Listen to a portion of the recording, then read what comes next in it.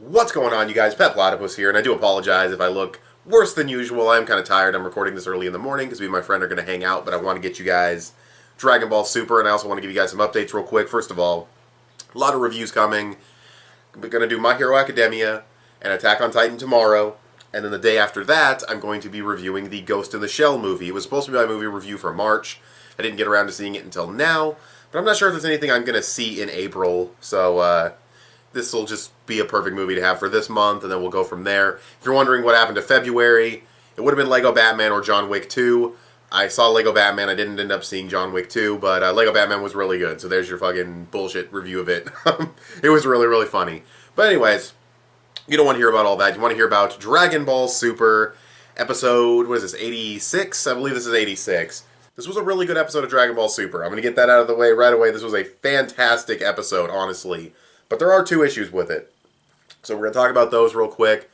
One is 17 and where his power is at. And it's not that, oh, he's keeping up with Super Saiyan Blue. I'm not going to jump to that conclusion. Obviously, Goku was holding back. But 17 was holding back too, which I feel was not necessary, honestly. I feel like Super Saiyan Blue, I understand that it has good ki control. So he can he can put himself anywhere he wants to, kind of. You know, he has the control to kind of put himself on Krillin's level, put himself on 17's level. But it's very vague how strong 17 is. You know, Goku says he didn't expect to have to go blue, which would imply that 17 is probably stronger than Super Saiyan 3. Now, that I could believe. I could believe that he's stronger than Super Saiyan 3. I have no issue with that.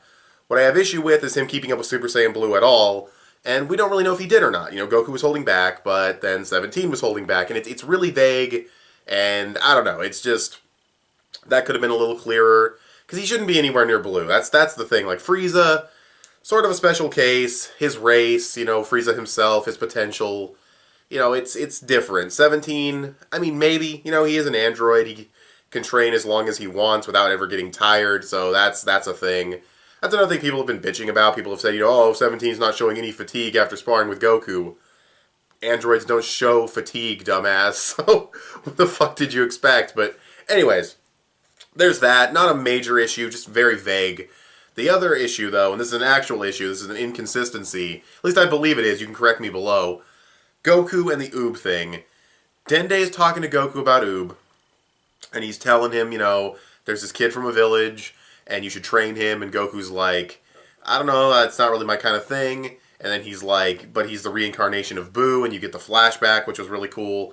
My problem with this is that hasn't Goku already mentioned Oob? I don't know if he mentioned him by name, but Goku already mentioned that there's a boy that exists when they were recruiting for the first tournament, the you know, with Champa. He mentioned that, and then Vegeta said, well, if he's too young to participate, then he's useless to us. But now Goku's being told this shit like he's never heard it before, and I find that very weird and very inconsistent since they've already addressed this. Like, you remember to have the power pole come up from Korin's tower before the lookout moved, but you couldn't remember an inconsistency with the story from like fucking, what, like 50 episodes ago? That was really weird to me. And also Goku not wanting to train this kid. That was like Goku, he was gung-ho about it at the end of the series. That was like his whole goal, was to tap into this kid's power and then take him off to train. And obviously part of it was to get a good fight out of the kid, which is a little weird now because he's way stronger than he would have been at the end of the series originally, because now he has all these god modes and stuff, but still. I don't know, I'm kind of rambling on that point, but I feel like there's an inconsistency there, unless you can correct me below, but I feel like Goku has mentioned this character, Oob, you know who I'm talking about, and it just seems weird that Dende's now telling him about this, and he seems to be unaware, and that's weird to me. But other than that, the episode's pretty damn good. I love seeing 17 and Goku interact. You know, he's like, hey, can I see a picture of your family? Talking to him about that. He goes around the wildlife preserve. You know, he watches 17 fight some poachers. 17 fighting the poachers was really badass. Fantastic art direction, by the way. The art direction in this episode looked incredible. The backgrounds, the lighting, the sunset, and everything as they're fighting each other. The storyboard layouts and the art direction. Prime right there. Like, that is just really fucking good stuff. But not as good as the animation by Naoki Tate, which, his best episode is Super. I'm like 100% confident this is his absolute best episode.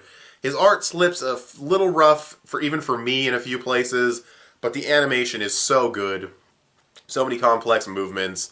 It's fast. It's hard-hitting, it's smooth, it looks incredible. You got them fighting over the water, and the water is moving as they're fighting, and they go up in the clouds, and like 17's, he goes by a cloud, and you see the cloud like shift as he goes near it. It's so real, it's so good, so much detail. It looks incredible. It just, Tate, well, I can't even talk. Tate just did an insane job with this episode. It was fantastic. And of course, he's not the only key animator on the list, obviously, but he's clearly the top credited. He did the most in the episode by far. Fantastic. It looks incredible. Again, a couple of iffy spots. One spot that stands out to me is when 17 gives Goku a gut punch, and the way Goku's gut is like caved in, and like the location, and then Goku's face afterwards. A little too rough, even for my liking. Kind of looked like episode 72. Was it 72 that he did with Kurosawa? I believe it was. Anyways, yeah, that was a little rough, but everything else looked so good. And, you know, it was his simplistic style, but still. Really good hand-to-hand stuff, really good background animation as they're fighting, and the cinematic storyboards and everything just looked... It all came together to be a visually great episode. Just an incredible episode from a visual standpoint. It had good story. 17's character development, too. I don't know how many people are going to talk about that, so I'll address that real quick. This guy used to be kind of a hothead. He used to be cocky. You know, he used to be sarcastic, kind of a smartass to people. And now he's a lot more mature. He's calmer.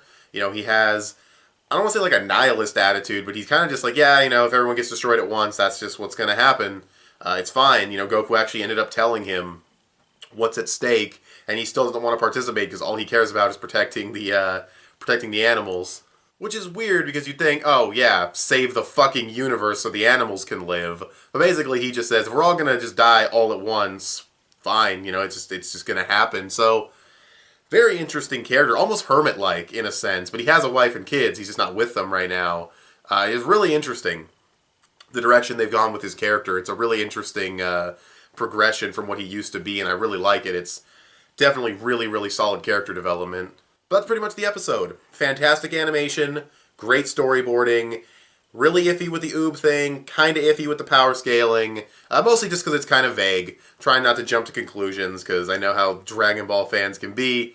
At least certain Dragon Ball fans, not all of them. I don't want to generalize everybody. It was a well-paced episode, had good use of music, and that's pretty much it. It's probably a solid 8.5 to 9 out of 10 episode. I really, really loved it. I mean, a lot of that has to do with the animation. But it really was just a fantastic looking episode, and it's got to be Tate's best looking episode of the series, and it just looks great. He just went all out, and it looks fantastic. On top of that, you have great art direction, the typical good pacing and good use of music, decent story progression. You know, he didn't recruit 17, and now this alien ship showed up, and they want to take the fucking Minotaurus thing or whatever it was called. So yeah, I don't know. That was kind of a random ending, but we'll see where it goes in the next episode. I just hope this whole recruitment thing doesn't last forever, because I don't want the actual fighting to be short. That's another thing, too. This is Tate's best episode, and it's not a part of the actual Tournament of Power, which I really hope he can deliver something like this in the Tournament of Power. I really hope the schedule allows a lot of these animators to put in serious work when the actual tournament starts, because we've been getting a lot of good-looking episodes lately, and I don't want that to undermine how good the actual fights are going to be in the tournament. But that's me just being paranoid. Anyways, 8.5, like an 8.8 out of 10. Really loved this episode despite a couple of flaws. It was really enjoyable, really entertaining. It was a fun episode. It looked fantastic. But what did you guys think of this episode of Dragon Ball Super? You can go ahead and tell me in the comments section below. You can also give this video a thumbs up and share it on social media. Both those would help me out a lot. Subscribe if you haven't already, or if you like what you've seen here, click that little bell to get notifications of when my videos go out. I want to thank you guys for watching, and I'll talk to you guys later. Bye.